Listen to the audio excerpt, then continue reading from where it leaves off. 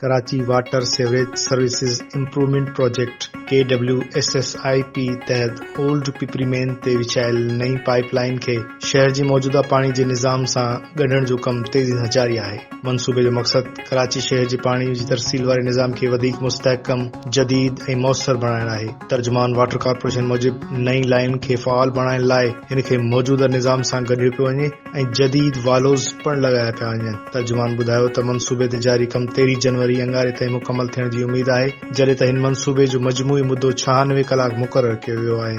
मंसूबे जी तकमील लाइ ओल्ड पिपरी पंपिंग स्टेशन खे 96 कलाक लाइ बंदि रखियो वियो आहे, जंहिं सबब ओल्ड पिपरी पंपिंग स्टेशन तां शहर खे पाणी जी फराहमी आरज़ी तौर मुअत्तल आहे, जॾहिं त नई पिपरी पंपिंग स्टेशन तां शहर खे पाणी जी फराहमी मामूल मुताबिक जारी आहे। मरम्मती कम दौरान मलीर, शाह फैसल ऐं मॉडल ज़ोन टाउन जे कुझु इलाइक़नि समेत SPL ऐं PIA में पाणी जी फराहमी मुतासिर थींदी, जॾहिं त लांडी ऐं शेरपाओ हाइड्रेंट्स पिण आरज़ी तौर ते बंदि रहंदा। आरज़ी बंदिश सबब शहर खे रोज़ानो लॻभॻ 60 मिलियन गैलन पाणी जी आरज़ी खोट खे मुंहुं ॾियणो पवंदो। वाज़ेह रहे त कराची खे मजमूई तौर रोज़ानो लॻभॻ 650 मिलियन गैलन पाणी फराहम कयो वेंदो आहे, जॾहिं त मजमूई फराहमी में घटिताई बावजूद शहर खे रोज़ानो लॻभॻ 590 मिलियन पाणी जी फराहमी जारी आहे।